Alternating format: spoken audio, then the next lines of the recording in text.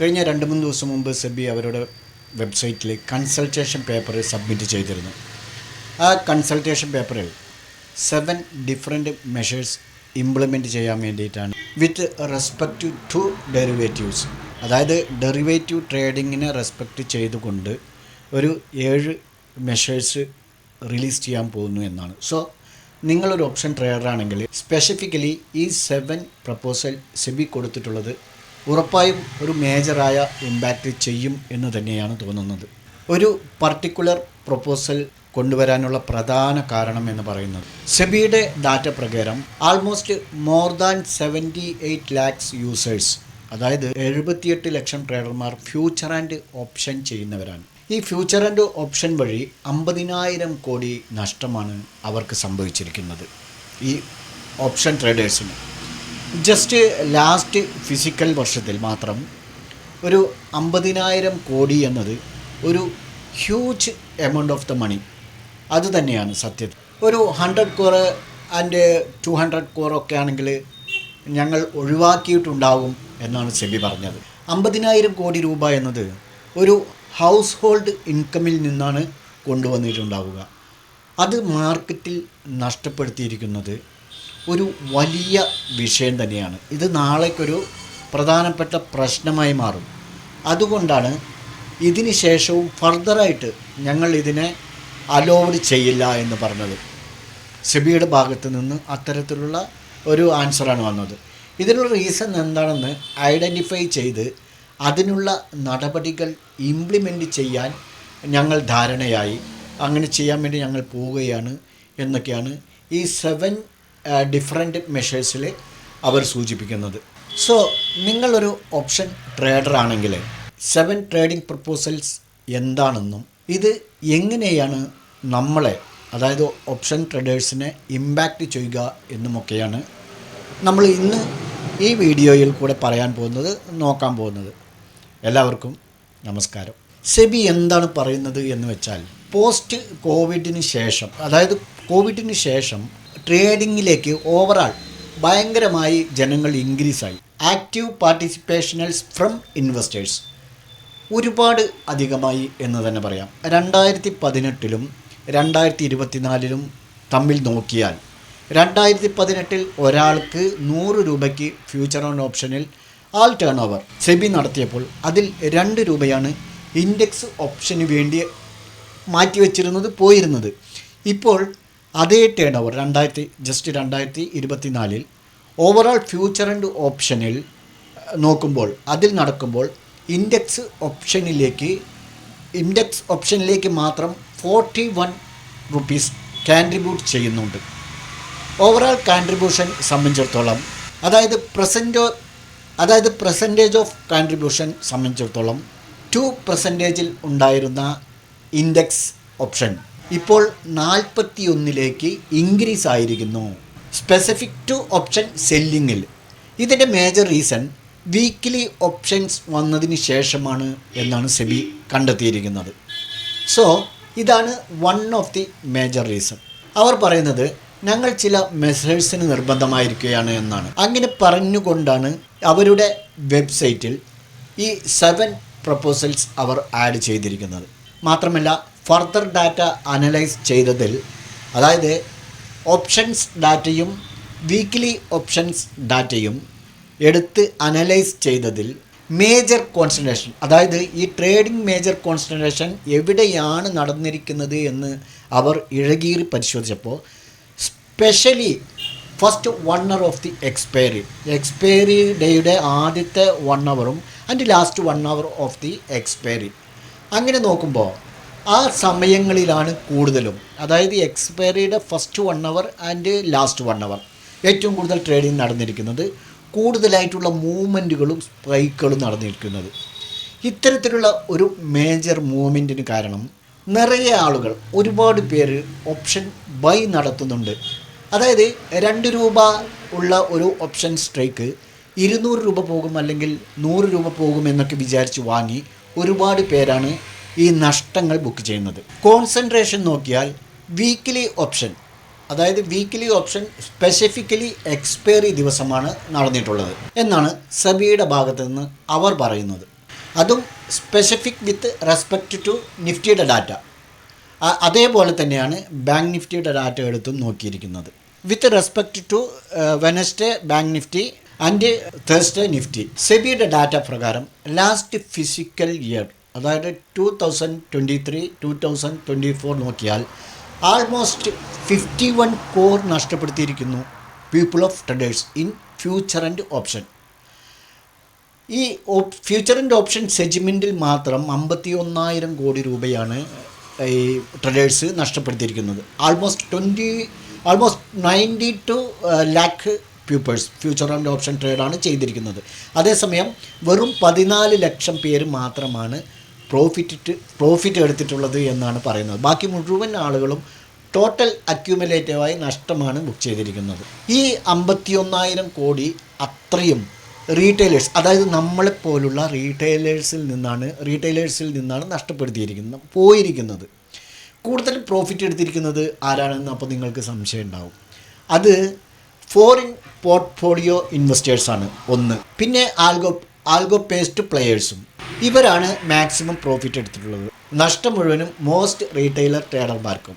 നഷ്ടം വന്നവരുടെ overall data suggest ചെയ്ത് സെബി ഇത്തരത്തിൽ ഒരു ഇൻഫർമേഷൻ തരുന്നു, അല്ലെങ്കിൽ ഇൻഫർമേഷൻ ജനങ്ങളിലേക്ക് എത്തിക്കുന്നു എന്ന് വെച്ചാൽ എന്ന് നമ്മൾ നോക്കിക്കഴിഞ്ഞാൽ ശരിക്കും ഇത് ഫസ്റ്റ് ടൈമായിട്ടാണ് ഇങ്ങനെ റെഗുലേറ്ററായിട്ട് ഒരു കംപ്ലീറ്റ് ഡാറ്റ അനാലൈസ് ചെയ്തുകൊണ്ട് അതിനുശേഷം ഇത്തരത്തിലുള്ള ഒരു മെഷേഴ്സ്, ഇത്തരത്തിലുള്ളൊരു നടപടി എടുക്കുന്നത് എന്ന് അവർ തന്നെ പറഞ്ഞുകൊണ്ടാണ് വെബ്സൈറ്റിൽ ഇത്രയും 7 പോയിൻറ്റുകൾ പ്രപ്പോസൽ ചെയ്തിട്ടുള്ളത്.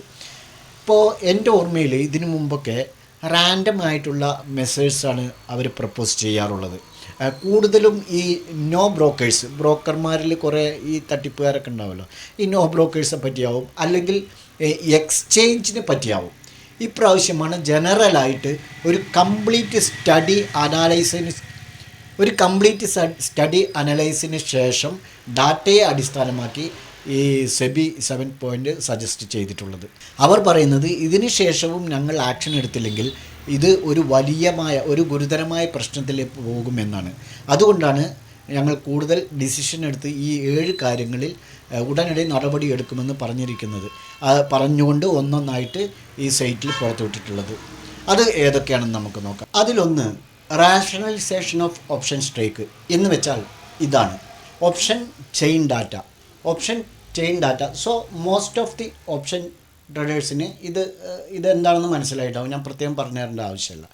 ഇപ്പോൾ 25,000 നിഫ്റ്റി ഉള്ളതെന്ന് വിചാരിക്കുക. 24,700 to 24,750.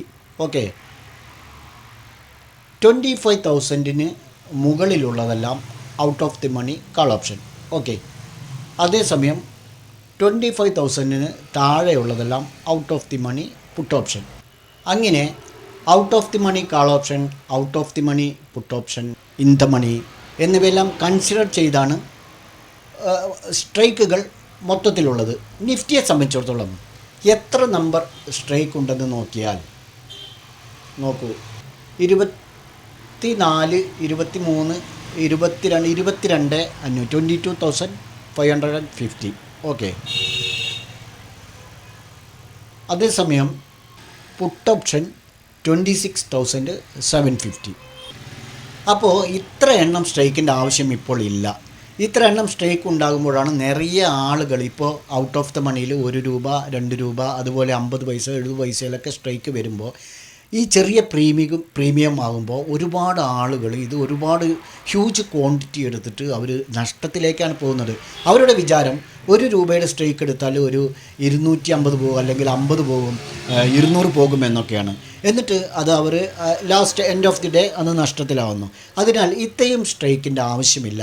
മാക്സിമം 4% മാത്രം അലോവഡ് ചെയ്താൽ മതി എന്നാണ് ഇപ്പോൾ സെബിയുടെ നിർദ്ദേശം.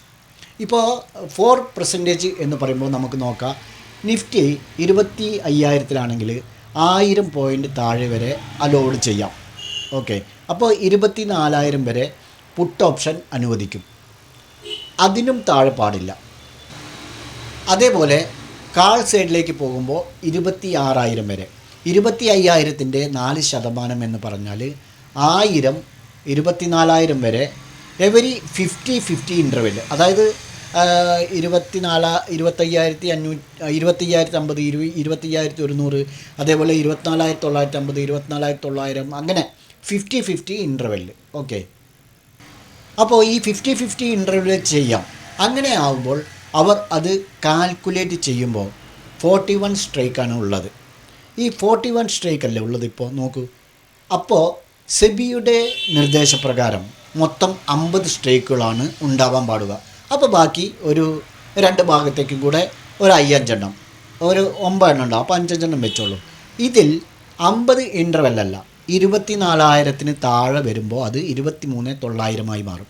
100 അതിന് താഴെ വരുമ്പോൾ അത് 200 മാറും. 200 ഇൻ്റർവെൽ. അതിന് താഴെ വരുമ്പോൾ 300 ഇൻ്റർവെൽ. അങ്ങനെയായിരിക്കും പിന്നുള്ള ഓരോ സ്ട്രൈക്കിൻ്റെ താഴേക്കുള്ള റേറ്റുകൾ. അപ്പോൾ ഔട്ട് ഓഫ് ദ മണിയിൽ ട്രേഡ് ചെയ്യുന്നവർ, അതായത് സെബിയുടെ കണക്കുകൂട്ടലുകളാണിത്, ഔട്ട് ഓഫ് ദ മണിയിൽ ട്രേഡ് ചെയ്യുന്നവർ അത് അവോയ്ഡ് ചെയ്യും. അത് സ്വാഭാവികമാണ്. അതുകൊണ്ട് നിറയെ ആവശ്യമില്ലാത്ത ലിക്വിഡിറ്റി അവിടെ ഇരിക്കുന്നതിന് പകരം ഇതുപോലെ കോൺസെൻട്രേറ്റ് ആയാൽ കുറച്ചുകൂടെ ബെറ്റർ ആയിരിക്കും എന്ന ഒരു സജഷനാണ് സെബി വെച്ചിരിക്കുന്നത്. ഇനി നമുക്ക് രണ്ടാമത്തേലേക്ക് പോകാം. രണ്ടാമത്തെ upfront collection of option premium. ഇതിൽ കൂടുതൽ നമ്മൾ തലപുകയ്ക്കേണ്ട ആവശ്യമില്ല. ഈ ഒരു പോയിൻ്റ് മൂലം ഒരു മാറ്റവും ഓപ്ഷൻ ബയ്യേഴ്സിന്, അതായത് നമ്മളെപ്പോലുള്ള ഓപ്ഷൻ ബയ്യേഴ്സിനില്ല. നിങ്ങൾ ഒരു ഓപ്ഷൻ ബയ്യറാണ്, ഒരു സ്ട്രൈക്ക് 100 രൂപ പ്രീമിയം 25 ലോട്ട് സൈസ് 25,000 രൂപ കൊടുത്ത് നിങ്ങൾ ആ പാർട്ടിക്കുലർ ഓപ്ഷൻ വാങ്ങുകയാണെന്ന് വെച്ചോളൂ. സോ നിങ്ങളുടെ ഭാഗത്ത് ഒരു മാറ്റം ഉണ്ടാവില്ല. അതായത് നമ്മൾ ഓപ്ഷൻ ബയ്യേഴ്സിൻ്റെ ഭാഗത്ത് ഒരു മാറ്റം ഉണ്ടാവില്ല. നിങ്ങളുടെ അക്കൗണ്ടിൽ അതിന് 2,500 രൂപ മതി. ഓക്കെ, 100 രൂപ വെച്ച് 25 ലോട്ട് സൈസിന് നമ്മൾ ഒരു ലോട്ട് എടുക്കുമ്പോൾ 2,500 രൂപ നമ്മുടെ അക്കൗണ്ടിൽ ഉണ്ടായാൽ മതി. ബട്ട് ബേസിക്കലായി ബ്രോക്കറുടെ ഭാഗത്ത്, അതായത് അവിടെയാണ് മെയിൻ പ്രത്യേകത. ബ്രോക്കറുടെ ഭാഗത്ത് എന്താണ് സംഭവിക്കുന്നത് എന്ന് വെച്ചാൽ, നമ്മുടെയൊക്കെ പൈസ അവർ കളക്ട് ചെയ്തിട്ട് അത് എക്സ്ചേഞ്ചിൽ കാണിക്കില്ല. അവർ ആൾറെഡി അവിടെ ഒരു മണി ഇൻവെസ്റ്റ് ചെയ്ത് വെച്ചിട്ടുണ്ടാവും. ഒരു ഇൻക്രീസ്, അത് കുറച്ച് കൂടുതൽ പൈസ അവിടെ മാർജിൻ വെച്ചിട്ടുണ്ടാവും അവർ. ആ മാർജിനിൽ നമ്മുടെ ക്ലയൻസ് ഇത്ര പൊസിഷൻ ബുക്ക് ചെയ്തിട്ടുണ്ട് എന്ന് പറഞ്ഞിട്ട് എക്സ്ചേഞ്ചിൽ നിന്ന് അതിനുള്ള അനുവാദം വാങ്ങും. എന്നിട്ട് അപ്പോൾ അത് എന്ത് ചെയ്യും, എക്സ്ചേഞ്ച് അലോഡ് ചെയ്യും. ഈ അലോഡ് ചെയ്യുമ്പോൾ ഈ ബ്രോക്കർമാർ, ചെറിയ ബ്രോക്കർമാരുടെ കാര്യം, ഈ ചെറിയ ബ്രോക്കർമാർ ഓപ്ഷൻ ബയ്യിങ്ങിലും റിവറേജ് കൊടുക്കുന്നുണ്ട്.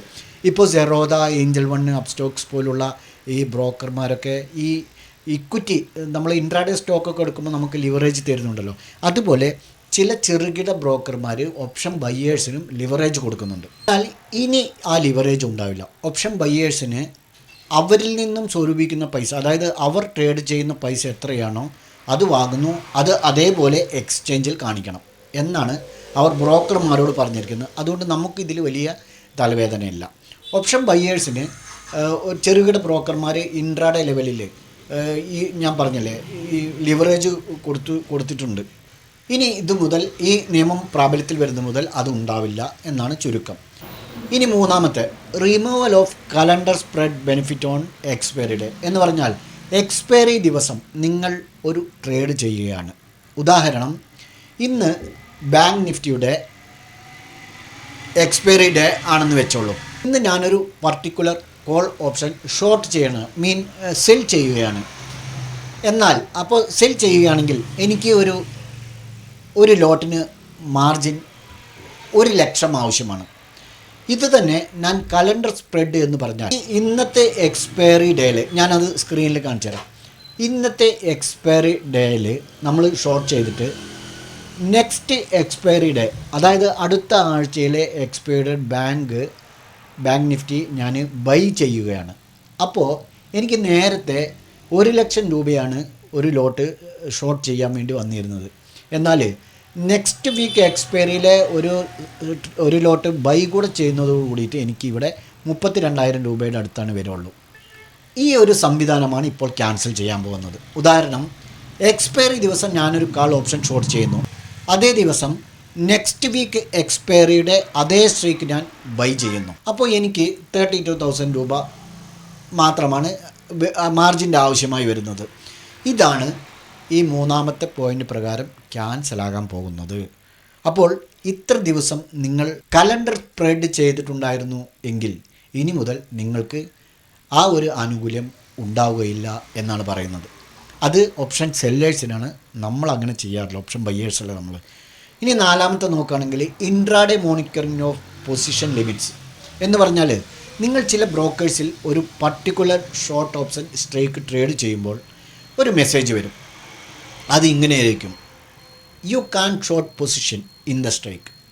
എന്ന് വെച്ചാൽ ബ്രോക്കറെ സംബന്ധിച്ചിടത്തോളം, ഇത് പ്രത്യേകം നിങ്ങൾ കേൾക്കണം, ബ്രോക്കറെ സംബന്ധിച്ചിടത്തോളം ഓപ്പൺ ഇൻട്രസ്റ്റ് ലിമിറ്റ് റീച്ചായി എന്നാണ് അർത്ഥം. വിശദമായി പറഞ്ഞാൽ ഒരുപാട് ചെറുതും വലുതുമായ ബ്രോക്കേഴ്സ് ഉണ്ടല്ലോ, അത് നമുക്കറിയാം.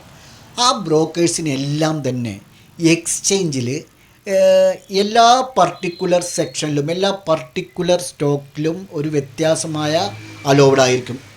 അതായത് വ്യത്യാസമായ ഒരു പെർമിഷൻ ആയിരിക്കും ഉണ്ടാവുക. അതായത് കുറച്ച് ആൾക്കാർക്ക് ഇത്ര, കുറച്ച് ആൾക്കാർക്ക് ഇത്ര, അത് ആ വലിപ്പ ഏറ്റക്കുറച്ചിനനുസരിച്ച് ഉണ്ടാവും.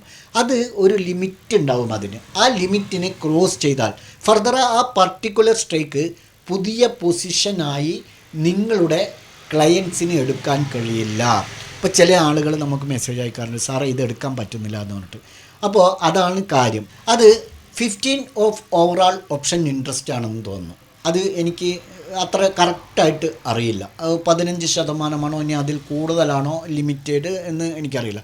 സോ ആ X% of open interest limit ഒരു പർട്ടിക്കുലർ ബ്രോക്കറിൽ നിന്ന് ക്രോസ് ആയി കഴിഞ്ഞാൽ, അതായത് അതിൽ നിന്ന് ലംഘിച്ച് കഴിഞ്ഞാൽ ആ ബ്രോക്കറിൽ പോയി നമുക്ക് ആ പർട്ടിക്കുലറിൽ ഉള്ള ഒരു സ്ട്രൈക്കിനെ നമുക്ക് ഷോർട്ട് ചെയ്യാൻ കഴിയില്ല. ഇത് എൻഡ് ഓഫ് ദി ഡേ ആണ് കാൽക്കുലേറ്റ് ചെയ്യുക. ഇത് സാധാരണ ഇത് ഡേ, അതായത് മാർക്കറ്റ് കഴിയുന്ന ആ നേരത്തായിരിക്കും ഇത് കാൽക്കുലേറ്റ് ചെയ്യുക. ഇപ്പോൾ EODയിൽ എല്ലാ ബ്രോക്കേഴ്സിനും ഇത്ര ഉണ്ട് അത്ര ഉണ്ട് എന്ന് ഓപ്പൺ ഇൻട്രസ്റ്റ് ഫിക്സ് ചെയ്തിട്ടുണ്ടാവും. ഓക്കെ, ആ ബ്രോക്കറിൽ ആ പർട്ടിക്കുലർ ലെവൽ ക്രോസ് ആയി എന്ന് വെച്ചോ, അതുകൊണ്ട് പുതിയ പൊസിഷൻ അലോവഡ് ചെയ്യരുത്. പുതിയ നിയമം ഇപ്പോൾ വന്നിരിക്കുന്നത് അങ്ങനെ ആ ഒരു ലിമിറ്റ് ക്രോസ് ചെയ്ത് കഴിഞ്ഞാൽ പിന്നീട് നിങ്ങളുടെ ക്ലയൻസിന് പുതിയ ഓർഡർ ഷോർട്ട് ചെയ്യാൻ വേണ്ടി അനുവാദം കൊടുക്കരുത് എന്നാണ്. ഇപ്പോൾ ഇത് എന്താണ് ചെയ്യുക എന്ന് വെച്ചാൽ ഇൻട്രാഡേ ലെവലിൽ മോണിറ്റർ ചെയ്യാൻ തുടങ്ങുകയാണ്. ആദ്യം EODയിലാണ്, അതായത് എൻഡ് ഓഫ് ദി ഡേയിലാണ് ചെക്ക് ചെയ്തിരുന്നത്. ഇപ്പോൾ ഈ ഒരു കാര്യം ഇനി മുതൽ എന്താണ് നടക്കുക എന്ന് ചോദിച്ചു കഴിഞ്ഞാൽ, എന്ന് മനസ്സിലാക്കണമെങ്കിൽ ഇൻട്രാഡേ ലെവലിൽ മോണിറ്റർ ചെയ്യാൻ തുടങ്ങുകയാണ് എന്നർത്ഥം. അതായത് ആദ്യം end of the day market തീരാറാവുന്ന സമയത്താണ് ചെക്ക് ചെയ്തിരുന്നത്. ഇനി മുതൽ അത് ഇൻട്രാഡേ രാവിലെ 9:15 മുതൽക്ക് തന്നെ ഏതെങ്കിലും ഒരു പർട്ടിക്കുലർ ബ്രോക്കർ അവർ നിറയെ ബിൽഡ് ചെയ്തിരിക്കുന്നു, അല്ലെങ്കിൽ നിറയെ പൊസിഷൻസ് ക്രിയേറ്റ് ചെയ്തിരിക്കുന്നു എന്ന് ആയിക്കഴിഞ്ഞാൽ അവരുടെ ലിമിറ്റ് അത്രയും സ്ട്രൈക്കിൽ, അതുകൊണ്ട് ആ ബ്രോക്കർമാരുടെ മെമ്പർമാർക്ക് അതിൽ ട്രേഡ് ചെയ്യാൻ കഴിയില്ല. കാരണം ആ ബ്രോക്കറുടെ ലിമിറ്റ് ക്രോസ് ചെയ്ത് കഴിഞ്ഞു എന്നർത്ഥം. സോ ഇതുമൂലം എന്താണ് സംഭവിക്കുക എന്ന് വെച്ചാൽ, ചുരുക്കത്തിൽ പറഞ്ഞാൽ സിറോദയെ പോലെയുള്ള വലിയ വലിയ ബ്രോക്കർമാരിൽ ഒരുപാട് ട്രേഡർമാർ ആഡായിട്ടുണ്ടാവും. അവർ സഡൻലി പഴയ ഓർഡറുകൾ ഡൗൺ ആവും, ഓർഡർ പ്ലേസ് ചെയ്യാൻ പറ്റുന്നില്ല, അതേപോലെ തുടങ്ങി നിറയെ ഇഷ്യൂസ് വരും. എങ്കിൽ അതൊക്കെ എങ്ങനെയാണെന്ന് വെച്ചാൽ ഇൻട്രാഡേ ബേസിൽ നിറയെ യൂസേഴ്സ് നിറയെ പൊസിഷൻ എടുക്കുന്നത് കൊണ്ടാണ് എന്നർത്ഥം. ആ പർട്ടിക്കുലർ ബ്രോക്കർ മൂലം ഇൻട്രാഡേ ട്രേഡേഴ്സ് ഒരുപാട് ട്രേഡുകൾ അതിലെടുത്തിട്ടുണ്ട്. അതുകൊണ്ടാണ് ഇത്തരത്തിലുള്ള ടെക്നിക്കൽ ഇഷ്യൂസ് വരുന്നത്. അപ്പോൾ ഒരുപാട് പേർ എക്സിറ്റ് അടിക്കുകയോ SL ഹിറ്റാകുകയോ ചെയ്യുന്നുണ്ടെങ്കിൽ നിറയെ പേർക്ക് ഈ ടെക്നിക്കൽ ഇഷ്യൂസ് വരാൻ തുടങ്ങും. അതുകൊണ്ട് സെബി പറയുന്നത് എൻഡ് ഓഫ് ദി ഡേ അല്ലാതെ ഇൻട്രാഡേ ലെവലിൽ ആ പർട്ടിക്കുലർ ലിമിറ്റ് ക്രോസ് ആയാൽ don't allowed and new positions from the broker. ആ ബ്രോക്കറിൽ നിന്ന് നിങ്ങൾക്ക്, അതായത് നിങ്ങളുടെ ക്ലയൻസിന് പുതിയ ട്രേഡുകൾ എടുക്കാൻ കഴിയില്ല. നിങ്ങളൊരു ഓപ്ഷൻ സെല്ലറാണെങ്കിൽ ഇത് എങ്ങനെയാണ് എഫക്റ്റ് ചെയ്യുക എന്ന് വെച്ചാൽ, നിങ്ങൾ ആൾറെഡി ഒരു പർട്ടിക്കുലർ സ്ട്രൈക്കിൽ ഷോർട്ട് ഓപ്ഷൻ എടുത്തിട്ടുണ്ടാവും എന്ന് വിചാരിക്കുക. ഇനി എടുത്തിട്ടുണ്ട്, നിങ്ങളുടെ സ്റ്റോപ്പ് ലോസ് ഹിറ്റായിട്ടില്ല. നിങ്ങൾക്ക് ഇത് ആവറേജ് ചെയ്യണം. ഈ പൊസിഷൻ എക്സിറ്റ് ഒന്നുമില്ലെങ്കിൽ എക്സിറ്റ് അടിക്കാം, ഓപ്പൺ പൊസിഷൻ എക്സിറ്റ് അടിക്കാം. പക്ഷേ ആ പൊസിഷനിൽ ലിമിറ്റ് ബ്രീച്ച് ആയെങ്കിൽ പുതിയ ഒരു പൊസിഷൻ കൂടെ എടുക്കണം, അതായത് ആവറേജ് ചെയ്യണമെന്ന് വിചാരിച്ചാൽ അത് നിങ്ങൾക്ക് നടക്കില്ല, അത് ലഭിക്കില്ല. പക്ഷേ ഇതൊന്നും ഒരു സെല്ലേഴ്സിനെ അത്രയധികം ഇമ്പാക്റ്റ് ചെയ്യുമെന്ന് എനിക്ക് തോന്നുന്നില്ല. ഓക്കെ, അത് ഓപ്ഷൻ സെല്ലേഴ്സിനെ സംബന്ധിച്ചിടത്തോളം. ഇനി അഞ്ചാമത്തെ, മിനിമം കോൺട്രാക്ട് സൈസ്. സെബി പ്രപ്പോസലിൽ തന്നെ മേജർ ഇമ്പാക്റ്റാണ് ഈ ഒരു പർട്ടിക്കുലർ പ്രപ്പോസൽ. എന്താണെന്ന് വെച്ചാൽ minimum contract size കറൻ്റിലി 5 or 6 lakh ഉണ്ടെങ്കിൽ അത് 6 lakhൽ നിന്ന് 30 lakh ആക്കി ഇൻക്രീസ് ചെയ്യണമെന്നാണ് പറയുന്നത്. അതാണ് കോൺട്രാക്ട് സൈസ് ഉയർത്തണം എന്ന് പറയുന്നത്. ഇത്തരത്തിൽ കോൺട്രാക്ട് സൈസ് ഇൻക്രീസ് ചെയ്താൽ, കോൺട്രാക്ട് സൈസ് ഇപ്പോൾ നമ്മൾ 5-6 ലക്ഷത്തിൻ്റെ കോൺട്രാക്ട് സൈസ് 30 ലക്ഷത്തിലേക്ക് ഇൻക്രീസ് ചെയ്താൽ അത് എന്തായിരിക്കും അതിൻ്റെ ഇമ്പാക്റ്റ്? ഇപ്പോൾ നിഫ്റ്റിയുടെ ഒരു lot size 25 current price, 25,000. Lot size 25. അങ്ങനെ ആകുമ്പോൾ 25 × 25 6.25 ലക്ഷം രൂപ വാല്യൂ ആയി. ഇതിനെയാണ് കോൺട്രാക്ട് വാല്യൂ എന്ന് പറയുന്നത്. ഒരു ലോട്ടിൻ്റെ കോൺട്രാക്ട് വാല്യൂ 6.25 lakhs ആണ്. സെബി പറയുന്നത് ഇതിനെ 30 lakhs ആയി ഇൻക്രീസ് ചെയ്യണമെന്നാണ്. അപ്പോൾ 30 ലക്ഷത്തെയും ഒരു ലോട്ട് കറൻറ്റ് പ്രൈസേയും ഡിവൈഡ് ചെയ്യുമ്പോൾ എത്ര ക്വാണ്ടിറ്റി? 120 ക്വാണ്ടിറ്റിയാണ് വരുന്നത്. സോ അവർ ഇതാണ് പറയുന്നത്, നിഫ്റ്റിയുടെ കറൻറ്റ് ലോട്ട് സൈസ് 25. ഇതിനെ 5 times 120 ആക്കുക, അതായത് 5 ഇരട്ടി. ഓപ്ഷൻ സെല്ലേഴ്സ് ഒരു ലോട്ട് ഷോർട്ട് ചെയ്യാനപ്പോൾ ഇപ്പോൾ 1 ലക്ഷമാണ് വേണ്ടതെങ്കിൽ ഇനി മുതൽ അതിൻ്റെ 5 മടങ്ങ്, 5 മടങ്ങ് കൂടുതൽ വേണം. ഒരു ലോട്ടിന് വേണ്ടത് 5 ലക്ഷമാണെങ്കിൽ ഈ ഒരു നിയമം ഒരുപാട് ട്രേഡർമാർക്ക് ഒരു വൻ ഇമ്പാക്റ്റ് തന്നെ ഉണ്ടാക്കുക. മോർ എക്സാമ്പിൾ, ഒറ്റയടിക്ക് ചെയ്യില്ലെങ്കിലും ഒരു 2 തവണയായി നടക്കും. ആദ്യം ഒരു 80-ലേക്ക് 75-ലേക്ക് എത്തിച്ച് പിന്നീട് അത് 120-ലേക്ക് കൊണ്ടുപോകും. അപ്പോൾ ഓപ്ഷൻ സെല്ലേഴ്സിനെ സംബന്ധിച്ചിടത്തോളം ഒരു ലോട്ട് ഷോർട്ട് ചെയ്യാൻ ഇപ്പോൾ അവർക്ക് 1 ലക്ഷം രൂപ മതിയാവും, ഓൺലി 1 lakh. അത് ഈ നിയമം പ്രാബല്യത്തിൽ വരുന്നതോടുകൂടി അതിൻ്റെ 5 മടങ്ങ് കൂടുതൽ വേണം. സോ 1 lakhന് വേണ്ടിടത്ത് 5 or 6 lakh rupees ഈ ഒരു നിയമം കാരണം ഒരു ഓപ്ഷൻ സെല്ലേഴ്സിന് വേണം. മോർ എക്സാമ്പിൾ, ഒറ്റയടിക്ക് ചെയ്യില്ലെങ്കിലും 2 തവണയായി ഒരു ഫസ്റ്റ് ഒരു 75 ക്വാണ്ടിറ്റി, സെക്കൻഡ് 120 ക്വാണ്ടിറ്റിയിലേക്ക് പോകാം. അപ്പോൾ ഈ മാർജിൻ ഇല്ലാത്തവർ, കാശില്ലാത്തവർ കാശില്ലാത്ത സെല്ലേഴ്സിന് ഇതൊരു ബുദ്ധിമുട്ടായി മാറും. ഓക്കെ, അതേസമയം ഓപ്ഷൻ ബയ്യേഴ്സിനെ സംബന്ധിച്ചിടത്തോളം ഇത് പറഞ്ഞിട്ടില്ല. അവർക്ക് സെയിം പോലെ തന്നെയാണ് പറഞ്ഞിരിക്കുന്നത്. ഇപ്പോൾ കറൻ്റ്ലി എന്താണോ നടക്കുന്നത് അതുപോലെ തന്നെ മുന്നോട്ട് പോകുമെന്നാണ് പറഞ്ഞിരിക്കുന്നത്. പക്ഷേ ഈ ലോട്ട് സൈസ് 120 ക്വാണ്ടിറ്റി ആക്കുമ്പോൾ അത് ഓപ്ഷൻ ബയ്യേഴ്സിന് ഇനി 25 തന്നെ നിൽക്കുമോ എന്നുള്ളത് അവർ വ്യക്തമായി പറഞ്ഞിട്ടില്ല. അതിനെക്കുറിച്ച് വെബ്സൈറ്റിൽ കണ്ടില്ല. 120 തന്നെയാണ് ഓപ്ഷൻ ബയ്യേഴ്സിനെങ്കിലും അതിന് വേണ്ട ഫണ്ട് ഓപ്ഷൻ ബയ്യേഴ്സും കാണേണ്ടി വരും.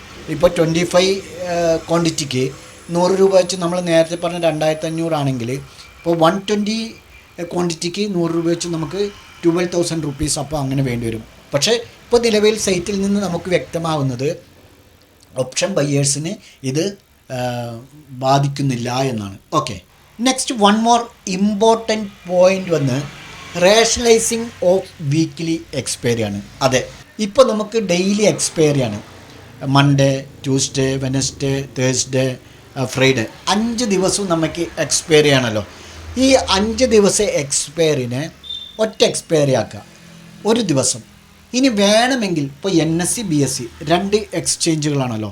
അപ്പോൾ NSEക്ക് ഒരു ദിവസം എടുക്കുക, BSEക്ക് ഒരു ദിവസം എടുക്കുക. അപ്പോൾ നിഫ്റ്റിയുടെ ഒരു എക്സ്പയറി ഉണ്ടാവും, ബാങ്ക് നിഫ്റ്റി സെൻസെക്സിൻ്റെ ഒരു എക്സ്പയറി ഉണ്ടാവും. 2 എക്സ്പയറി ഉണ്ടാവുള്ളൂ. ഇങ്ങനെ ആവുന്നതിൽ എന്താണ് സംഭവിക്കുക എന്ന് വെച്ചാൽ പെട്ടെന്നുള്ള ഒരു സ്പൈക്ക്, ഒരു ഫാസ്റ്റ് മൂവ്മെൻറ്റ് അങ്ങനെയൊന്നും ഇനി കാണാൻ കഴിയില്ല. അടുത്തത്, അതായത് ഏഴാമത്തെ എന്താണെന്ന് വെച്ചാൽ increase in margin near contract expiry. ഒരു പർട്ടിക്കുലർ എക്സ്പയറി ഡേയിലാണ് ട്രേഡ് ചെയ്യുന്നതെങ്കിൽ ഫർദർ നിഫ്റ്റിയും BSEയും മാത്രമല്ലേ നമുക്ക് കിട്ടുള്ളൂ. ഇപ്പോൾ അതിൽ തന്നെ എക്സ്പയറി ഡേ ട്രേഡ് ചെയ്താൽ മാർജിൻ റിക്വയർമെൻറ്റ് 8% ഇൻക്രീസ് ആവുമെന്നാണ് പറയുന്നത്. ഇപ്പോൾ കറൻ്റ്ലി 1 lakh ക്യാപിറ്റൽ മാർജിൻ വേണ്ട സ്ഥലത്ത് 1.8 rupees ഇനി മുതൽ വേണ്ടി വരും.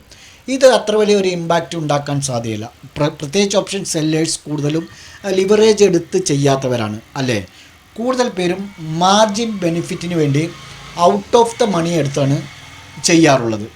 ഔട്ട് ഓഫ് ദ മണി ആകുമ്പോൾ മാർജിൻ കുറച്ച് കുറയുമല്ലോ. ഒരു 8% മാർജിനാണ് ഇൻക്രീസ് വന്നാലും മാർജിനിൽ മാനേജബിൾ ആണ്. മാർജിനിൽ ഒരു മാനേജബിൾ സെറ്റിൽമെൻറ്റ് തന്നെയാണ്. സോ ഓവറോൾ ഈ 7 പ്രപ്പോസലുകളെ കുറിച്ച് നോക്കുമ്പോൾ നമുക്ക് 2 മേജർ ഇമ്പാക്റ്റാണ് വീക്കിലി നമുക്ക് കാണാൻ കഴിയുന്നത്. ഒന്ന്, വീക്ക്ലി ഓപ്ഷൻസ് എന്നുള്ളത്, വീക്ക്ലി ഓപ്ഷൻ എക്സ്പയറി എന്നുള്ളത് റിമൂവൽ ചെയ്യുന്നു. 2, ലോട്ട് സൈസ് നിഫ്റ്റിയുടെ ഇൻക്രീസ് ചെയ്യാൻ നിൽക്കുന്നു. അങ്ങനെ ഇൻക്രീസ് ആയാൽ കംപ്ലീറ്റ് മാർജിൻ റിക്വയർമെൻറ്റ് ഇൻക്രീസ് ആവും. ക്യാപിറ്റൽ നിറയെ ഉള്ളവർക്ക് ട്രേഡിംഗ് നോ പ്രോബ്ലം. പക്ഷേ നമ്മളെപ്പോലെ ക്യാപിറ്റൽ കുറവുള്ളവർക്ക് ട്രേഡിംഗ് ഈസ് വെരി ഡിഫിക്കൽട്ട്. അപ്പോൾ ഈ കാര്യങ്ങളാണ് സെബി അവരുടെ വെബ്സൈറ്റിൽ പുതിയ 7 നിയമങ്ങളായിട്ട് കൊടുത്തിരിക്കുന്നത്. അത് ഉടൻ തന്നെ പ്രാബല്യത്തിൽ വരാൻ സാധ്യതയുണ്ട്. നമുക്ക് കാത്തിരുന്ന് കാണാം. എന്തെങ്കിലും സംശയം ഉണ്ടെങ്കിൽ ടെലഗ്രാമിൽ ബന്ധപ്പെടുക. ബൈ.